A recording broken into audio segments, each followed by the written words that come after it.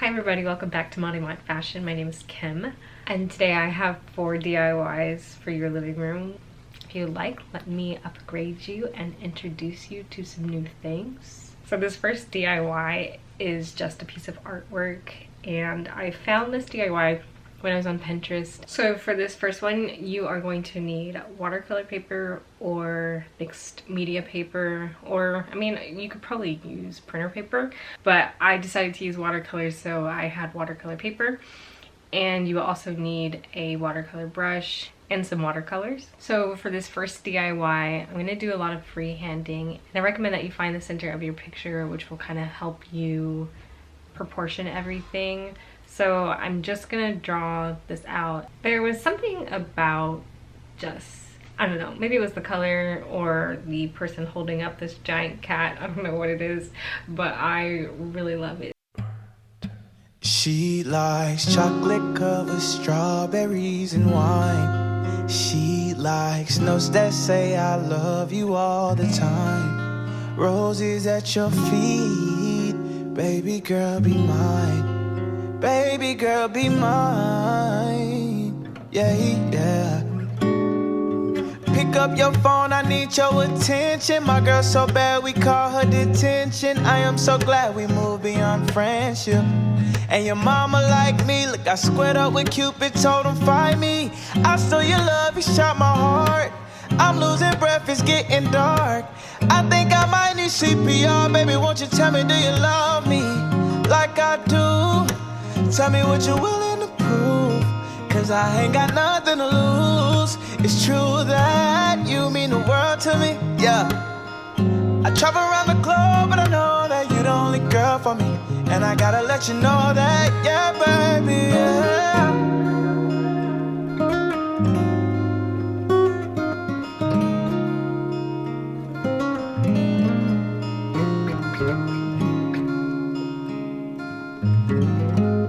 And now I'm just using some yellow to get that nice yellow background. And I kind of wish that I did not use watercolor for this, just because when you look at the original and then you look at the watercolor, it's just like the depth that I got, it's not exactly what I want it to be.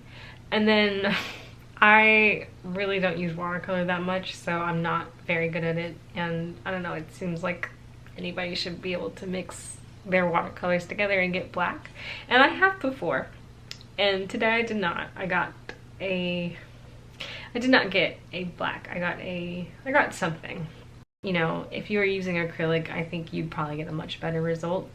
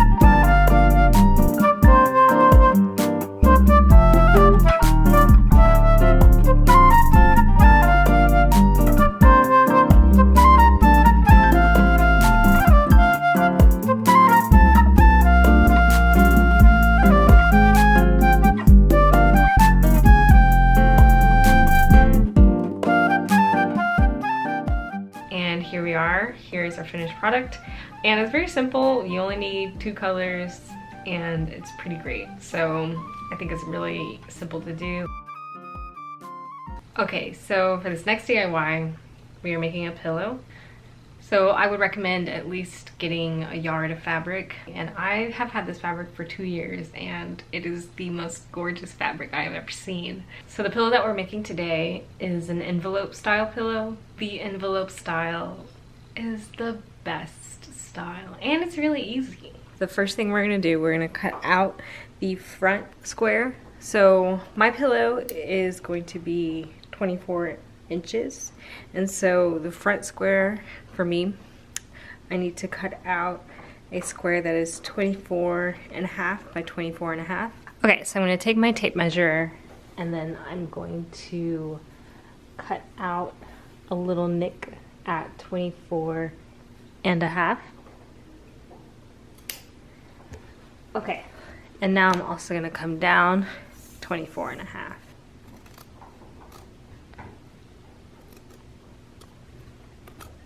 Aurora, I need you to move, girly girl. Okay, so now the front rectangle has been cut out, and now it's time to cut out the back.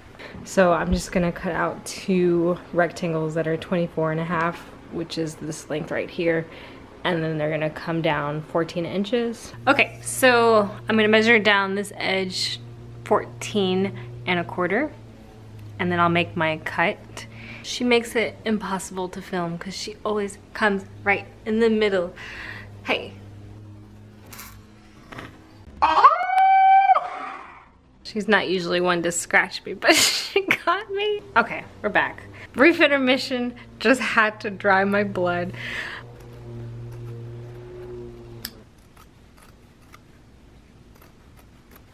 I'm gonna go to the sewing machine. So this is the back. They're going to overlap, and there's just gonna be a tucked edge that you open up and then you put your pillow in. Since there was a total of 28 inches, I'm going to stitch this down probably either 1 inch or 1.5 inches, and I'm gonna do that for this one as well. Okay, now it's time to make our final assemble. So you just grab those pieces that we prepared earlier, lay them edge to edge. Then I'm gonna lay this piece on top, pin all the way around. Once you have it pinned, now you can stitch all the way around. When you're finished with your pillow, it's time to turn it out. Because I decided to conserve some fabric, this overlaps a little bit too close, but you know, I think it'll be fine since it's on the back. Way to get your corners to be more pointed is to snip this on the diagonal. There won't be so much bulkiness when you try to turn this inside out. Now we can put the pillow in the pillowcase.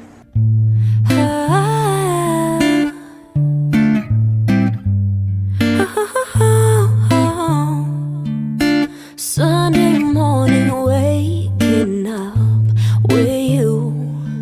We got no plans, we got nothing to do. So for this DIY, you're going to need 8 pieces of wood and 2 pieces of iron nugget.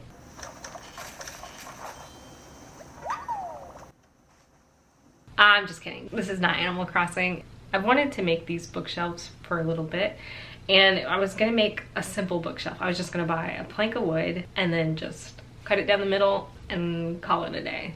But then I was watching a video by Macenna, and she made this really nice, like, slated bench, I think she called it. I think it looked so nice, and so, I don't know, for some reason, I was like, well, why don't I just make that into a bookshelf? But I'm using essentially the same process. I'm making 2 bookshelves, so I determined how long I wanted them to be, and that is 4 feet long. The depth really depends on how far you want the bookshelf to jut out from the wall, and so I was going for like about 10 inches. It's a little bit smaller than that, which I'm, you know, not upset about at all.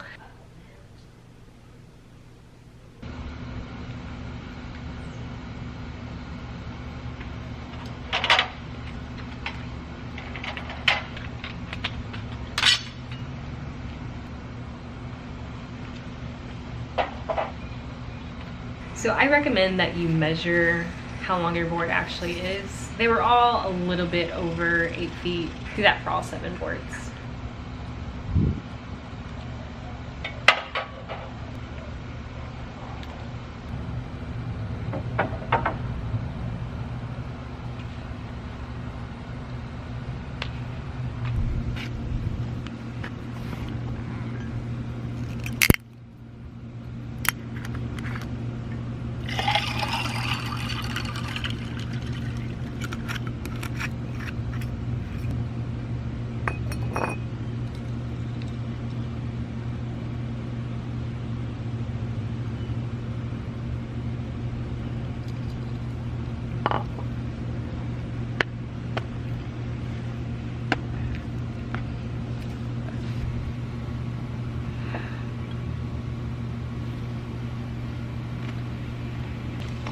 And depending on the size of the bracket that you bought, you'll need to measure how wide you need to cut.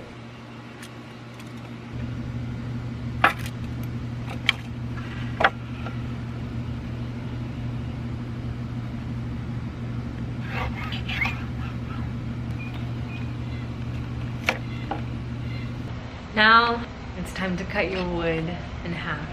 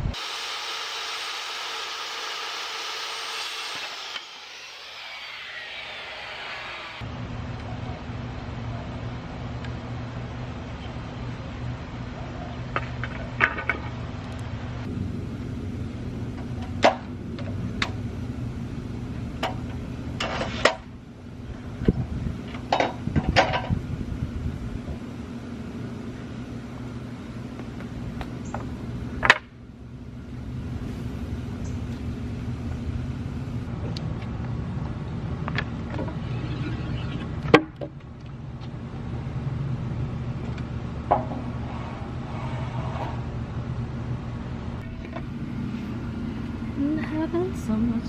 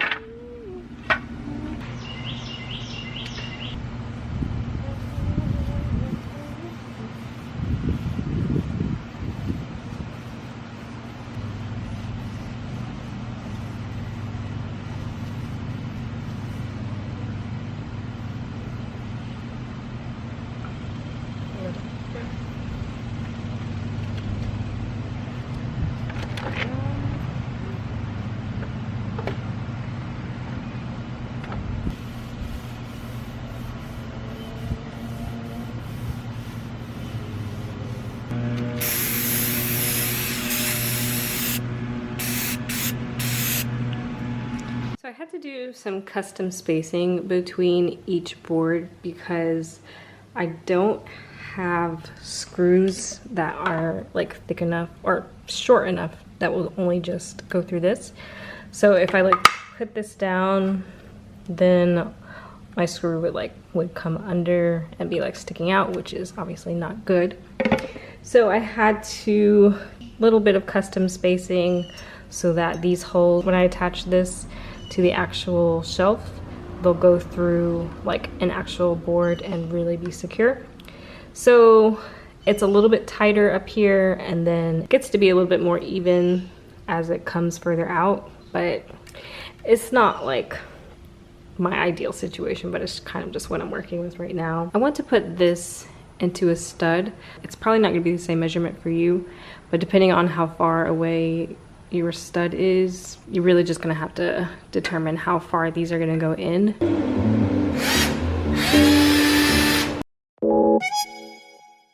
Yeah. Yeah, yeah, yeah, yeah. I was finna write a song about how I've been hella stressed, but I looked in your eyes and noticed I'm hella blessed. Staring at you on this airplane, I ain't worried about nothing, cause you got me feeling like the Wayne Wade in 03. Yeah, you and me, we got the heat, so bump all that anxiety. But you hit to the side of me, I feel like I'm gliding. And honestly, look, I don't want you saying that you had a better chance without me. So our last DIY is also a piece of art. So for this DIY, I decided to use acrylic paint. So you'll need acrylic paints, a brush, and I used a canvas. So my canvas that I used was a 20 by 20 canvas. I'm gonna show you how you can scale this down or scale it up to whatever size that you're working on. This painting is made by an artist. Her name is Enos. I will leave a link to her. If you don't feel comfortable freehanding this, then I will show you how you can draw a grid on this and then transfer that grid to the medium that you're gonna be working with. So I just printed out my reference photo. Sorry, I do not have a color printer. And then what you need to do is measure the width and length of the picture. This top one for me is 6.5 inches, and then this bottom one is like 8.25. I recommend that if you feel comfortable with freehand, then you can do like a large grid, but if you are like really like you need to paint by numbers, then I recommend that you do a smaller grid. I'm gonna split this up vertically in 4 different sections, so that is 1 and 5/8. I'm also gonna split this horizontally in 4 different sections, and that measures out to about 2 and 1/16. So each box is 1 and 5/8 by 2 and 1/16. You're going to divide up your medium into 4 different sections. So like I said, mine is 20 by 20. So I need 4 sections that are 5 inches each. To transfer what's on here to here, you just look at each grid, and then you're just gonna put what was in this grid onto this grid. So my first section it's this right here, and there's just like a little line right here. So I'm gonna come down right here, and I'm gonna make that line that I see. Then when I go all the way to the next grid, I see we've got 3 different sections. So I'm gonna keep going. Now you'll need some acrylics, and you'll also need some brushes. And now we can get started painting.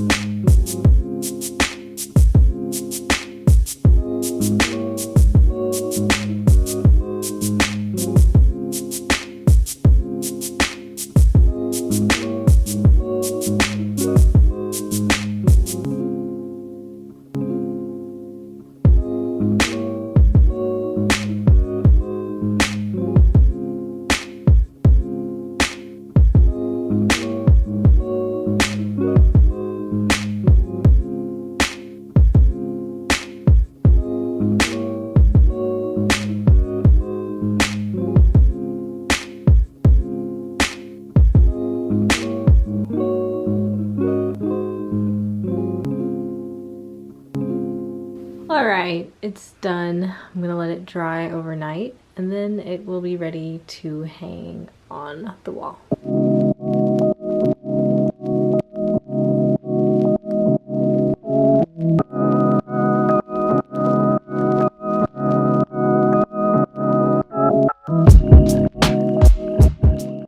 Well, I hope you enjoyed all of these DIYs. Let me know which one was your favorite, and I will be back next week. And I do hope to see you again.